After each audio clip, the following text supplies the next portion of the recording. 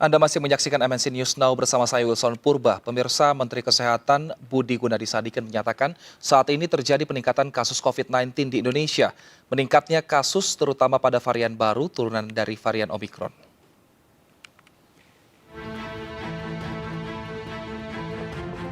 Menteri Kesehatan Republik Indonesia Budi Gunadi Sadikin menyatakan saat ini terjadi peningkatan kasus COVID-19 di Indonesia. Peningkatan terjadi pada varian baru yakni BA275, XBB, dan BQ1 yang saat ini telah menyebar di sejumlah daerah di Indonesia, di antaranya Bali, Surabaya, dan Jakarta. Menurutnya varian baru turunan Omikron ini lebih cepat menyebar dibanding varian lain. Jadi sekarang emang kasusnya naik disebabkan varian baru. Varian barunya ada 3, BA2.75, XBB, dan BQ1. Yang banyak di Indonesia adalah BQ1, ini banyaknya di Eropa dan Amerika, dan XBB yang ada di Singapura. Ini yang dirawat sekarang 24 ribuan. Yang berat 10 ribuan, yang meninggal 1.300. Menkes juga mengimbau masyarakat untuk mengantisipasi penyebaran varian baru COVID-19 dengan cara mengenakan masker dan melengkapi vaksinasi COVID-19. Dari Surabaya, Jawa Timur, Yuda iNews melaporkan. Adanya dugaan kejahatan yang sistematis, Badan Perlindungan Konsumen Nasional atau BPKN membentuk tim pencari fakta kasus gagal ginjal akut pada anak. Pembentukan TPF ini untuk menemukan penyebab pasti terjadinya gagal ginjal akut progresif atipikal pada anak.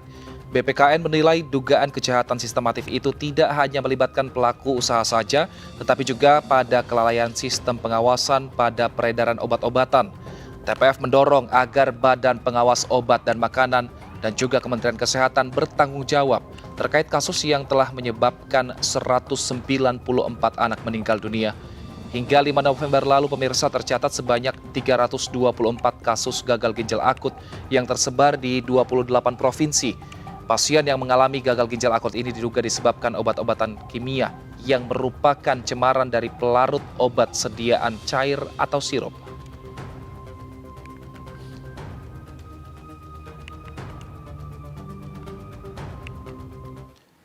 Temuan awal dari tim pencari fakta kasus gagal ginjal akut disebutkan adanya dugaan kejahatan yang terjadi secara sistematis. Jika disebut kejahatan yang sistematis, siapa yang seharusnya bertanggung jawab dan bagaimana perkembangan kasus produsen obat yang telah dinaikkan status perkaranya ke penyidikan? Kita akan membahasnya bersama dengan Ketua Tim Pencari Fakta Kasus Gagal Ginjal Akut yang juga Wakil Ketua Badan Perlindungan Konsumen Nasional Muhammad Mufti Mubarok dan juga Direktur Tindak Pidana Tertentu Barreskrim Polri Brigadir Jenderal Pipit Rismanto. Selamat sore Pak Pipit dan juga Pak Mufti. Selamat sore Pak Wilson. Selamat sore Pak Wilson. Baik, saya ke Pak Mufti. Pak Mufti, dikatakan Anda menyatakan bahwa ada kejahatan yang sistematis. Maksud dari sistematis ini seperti apa, Pak? Ya, jadi memang tim pencari fakta gabungan kami telah menemukan bukti awal bahwa kejadian luar biasa atau tragedi kemanusiaan yang korbannya sampai 200 lebih ini tentu kita bisa katakan bahwa faktor utamanya adalah karena sirup, kan, cemaran sirup yang mengandung EG dan DEG kan itu sudah kesimpulan kita, dan tadi juga BPOM juga menyatakan hari ini kami masih aktif di handphone ini untuk menyaksikan bagaimana pernyataan BPOM kan gitu. Nah, yang kedua, ketika tragedi ini sebenarnya kan sudah jelas kan gitu, siapa yang berbuat dan siapa yang bertanggung jawab kan, sebenarnya itu pertanyaan kita. Tapi sampai hari ini tidak ada pihak yang mengaku atau bertanggung jawab bahwa pelaku usaha atau pemerintah misalnya untuk mengklarifikasi bahwa kami kelalaian, kami salah, kami begini dan sebagainya. Itu makanya kami melihat ada sesuatu yang sistematik kan gitu yang dilakukan baik oleh pelaku usaha maupun pengawas yang terkait dengan gagal ginjal akut yang sudah menelan korban sampai 200 lebih ini, dan catatan di lapangan sampai 1.200 sebenarnya yang belum melapor kan gitu. Artinya cukup signifikan ketika kasus ini kemudian mencuat, dan kami tim pencari fakta akan 1-2 minggu ini akan bekerja untuk lebih menggali terkait dengan kesimpulan kami yang pertama itu. Itu Pak Wijen. Baik, temuan TPF ini kan menyatakan bahwa ada kejahatan sistematis. Ini sistematisnya apakah berada di antara produsen atau di regulator atau mungkin di distributor yang menyampaikan atau yang menyalurkan bahan-bahan obat kepada para produsen, Pak Mufti? Ya, karena domain kami konsumen, maka karena penyebarannya sudah menembus 28 provinsi kan gitu. Artinya ini sistematis lah. Kalau cuma 1, 2 mungkin tidak sistematis kan gitu. Nah, tentu ada dua yang paling bertanggung jawab, ya tentu pelaku usaha industri, karena dalam tanda kutip ini ada sengajaan. Ini obat ini kan sudah puluhan tahun kita konsumsi, anak-anak kita juga mengkonsumsi, tetapi kenapa baru dalam hitung 2 bulan ini kemudian lonjakannya luar biasa kan gitu, itu yang membuat kami curiga kan gitu. Dan yang kedua bahwa pengawasan yang mestinya post market atau pasca produksi itu mestinya dilakukan oleh BPOM kan gitu, dan sampai hari ini BPOM tidak mengakui ada pengawasan itu. Artinya ada kelalaian di tingkat pengawas dan kemudian ada kesengajaan di tingkat pelaku usaha untuk mencampur atau mengoplos, ibarat bahasa kasarnya begitu, supaya jelas ini. Dan kemudian korbannya juga signifikan, sampai hari ini masih meningkat terus.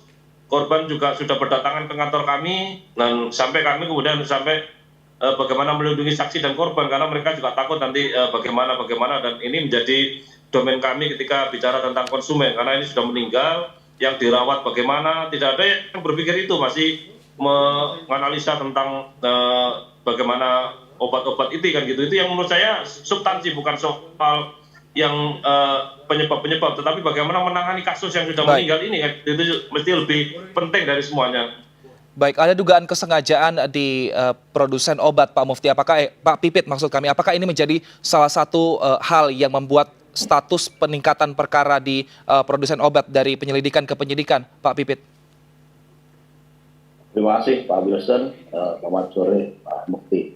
Jadi apa yang disampaikan Pak Mufti itu betul, bahwa kepolisian di sini terlibat untuk melakukan investigasi. Tentunya kita semua juga harus bersabar ya. Memang betul bahwa ini sepertinya sudah jelas. Namun demikian dalam pembuktian kita harus mendalami unsur kelalaian dan kesengajaan. Ya, unsur kelalaian dan kesengajaan ini harus kita dalami. Dalam mekanisme penyidikan tentunya kita sudah menemukan barang bukti. Tapi bagaimana barang bukti itu harus menjadi alat bukti, harus kita cross check dalam pemeriksaan untuk mencari tahu siapa sebenarnya yang bertanggung jawab. Karena yang diperiksa cukup banyak. Ya, mulai dari kita berawal dari 3 produsen. Ya, kemarin kami kolaborasi dan investigasi dengan BPOM, kemudian membagi bagaimana kami menangani Afi Pharma. Namun demikian kita juga memeriksa yang ditangani oleh BPOM sendiri. Kita menemukan sudah bagaimana urut-urutan, ya, bahwa di situ di dalam sirup, makanya proses investigasi kepolisian berbeda. Kalau BPOM ini kan memang mengambil dari produsen. Ya, berawal dari produsen, ya, dari supplier dan segala macam. Tapi kami harus mengawali dari pasien. Pasien, ada pasien yang meninggal dunia, ada pasien yang masih dirawat, ada pasien sembuh. Ini kita urut. Ya, kita pastikan bahwa itulah yang ada di produsen itu juga yang dikonsumsi oleh pasien. Untuk memastikan apakah ada produk-produk lain di luar yang sudah diproduksi. Kemudian kita juga mulai mengurut ya proses dari hilir kita mundur ke hulu. Siapa yang dalam produsen ini ada 2, yaitu bahan aktif di mana di situ adalah paracetamol. Kemudian ada bahan tambahan, ada sebagai pelarut yang diduga mengandung EG dan DG. Nah, inilah kita urut seperti apa. Siapa suppliernya, siapa distributornya, dikirim dari mana, kita harus turun. Ini sudah mulai terang benderang, namun kami juga kita semua harus sabar untuk mendalami siapa yang bertanggung jawab. Tadi seperti yang disebutkan oleh Pak dari BKPN. Baik, kalau dari barang bukti sejauh ini apa saja yang dimiliki Pak Pipit dan arahnya kemana? Apakah mungkin mengarah ke distributor atau mungkin ke peracik dari obatan yang sudah tersebar ini? Atau kemana Pak Pipit? Ya, semuanya. Jadi semuanya itu kan kita mulai berawal dari barang bukti itu adalah dari yang tadi kami sebutkan, yang ada di produsen. Kenapa produsen juga tidak memastikan kalau barang ini mau diedarkan ke konsumen, tidak memastikan bahwa ini itu layak diedarkan atau tidak berbahaya atau tidak, ini juga kita dalami. Kemudian dari supplier sendiri, apakah supplier itu mengecek bahwa dia mendapatkan barang distribusi itu benar-benar sesuai pesanan atau tidak, ya, barang-barang itu berbahaya atau tidak, ini kan jawaban. Kemudian dari kita mundur lagi ke distributor-distributor yang lainnya, ya, ke pemasok-pemasok, dan ditemukan di sini sudah ada, kita menyita 42 drum yang diduga hasil oplosan, ya, propylen glikol, ya, yang ternyata mengandung hingga 50 sampai 90% itu kandungannya etilen glikol dan dietilen glikol. Ini sedang kami lakukan pemeriksaan.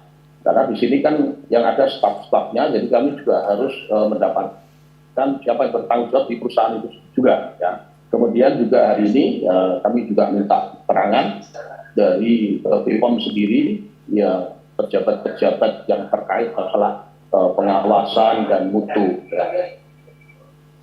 Baik, saya ke Pak Mufti. Pak Mufti, ini selain BPKN yang dibentuk yang terlibat dalam tim pencari fakta, institusi apa saja yang juga terlibat untuk membantu mencari tahu apa sebenarnya penyebab dari gagal ginjal akut yang tersebar di hampir seluruh provinsi di Indonesia ini?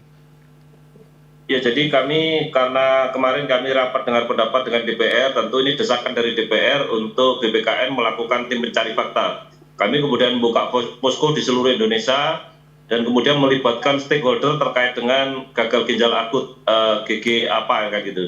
Yang kami juga melibatkan kemarin dari kepolisian dengan tentu dari kejaksaan, dengan semua stakeholder, ada dari akademisi, ada dari jurnalis, pokoknya semua stakeholder yang terkait dengan ini kami minta menjadi bagian dari tim kan gitu. Sehingga gambaran komprehensif terkait dengan yang disampaikan oleh Pak Pipit tadi, memang kita minta audit ulang kan gitu, dari hulu ke hilir Pak Pipit. Jadi apa yang dilakukan oleh kepolisian sangat kami dukung, dan kami juga akan minta terus keterangan kepolisian karena juga terkait dengan yang bisa melakukan penyidikan dan penyelidikan sampai nanti ke pengadilan, tentu kepolisian kan gitu. Kami hanya melindungi bagaimana korban ini mendapat hak yang sesuai dengan yang disampaikan di undang-undang kan gitu. Harus mendapatkan kompensasi, harus mendapatkan ganti rugi, dan terkait dengan yang sudah menjadi hak mereka, yaitu kenyamanan, keamanan, dan keselamatan yang paling penting kan. Karena pasal 62 kita mengatakan bahwa ya ada saksi pidana, kemudian ada sanksi terkait dengan nilai-nilai yang harus dilakukan gitu. Ketika yang jelas bahwa dalam kacamata perlindungan konsumen itu ada dua domain kan gitu. Pertama, yang jelas bertanggung jawab harus pelaku usaha, dan yang kedua adalah regulator kan gitu. Dalam hal ini pemerintah bisa Kemenkes, bisa BPOM, dan seterusnya kan gitu yang terkait dengan itu. Jadi kami memastikan bagaimana kemudian konsumen yang sudah melapor ke kami ini harus jelas statusnya kan gitu. Apakah sampai hari ini belum ada permintaan maaf dari pelaku usaha dan dari pemerintah, itu saya kira kita tunggu. Dan yang kedua, belum ada kepastian status KLB misalnya, kondisi luar biasa juga belum ada, karena ini menyangkut sistemis. Artinya itu menyangkut 28 kabupaten kota dan 200 lebih, plus penyebarannya itu yang terdaftar di Kemenkes, tapi yang di luar kan tidak tercatat seperti itu. Sehingga kami meyakini ini cukup banyak, dan tentu kita perlu perhatian kita semua lah, termasuk media. Itu Pak Wiljan. Yang melapor sudah berapa Pak Mufti? Sampai hari ini sudah kemarin 6, dan kemudian berkembang lagi mungkin sudah 8 per hari ini kan gitu. Artinya naik terus tiap hari, tetapi lagi-lagi ya kami minta data ke Kemenkes. Mohon Kemenkes juga ngasih data ke kami bagaimana yang 200 ini, hampir 200 ini juga kami punya lah, sehingga kita bisa saling membantu sesama pemerintah, kepolisian, dan sebagainya. Sehingga ayolah kita sama-sama menyelesaikan persoalan ini dengan cepat, tuntas kan gitu, kata Pak Pipit tadi, terang kan gitu, supaya jelas. Karena sebenarnya sudah terang, tetapi kan sampai hari ini tidak ada pihak-pihak yang mengaku atau merasa bersalah atau lalai atau AB dan sebagainya. Itu kira-kira yang kita tunggu sebenarnya itu. Baik, agar lebih cepat dan juga segera tuntas. Lalu barang bukti apa saja yang masih dibutuhkan pihak kepolisian Pak Pipit untuk menetapkan tersangka dalam kasus ini? Tapi jangan dijawab dulu Pak Pipit, karena kita akan jeda terlebih dahulu. Pemirsa, tetaplah bersama kami di MNC News Now.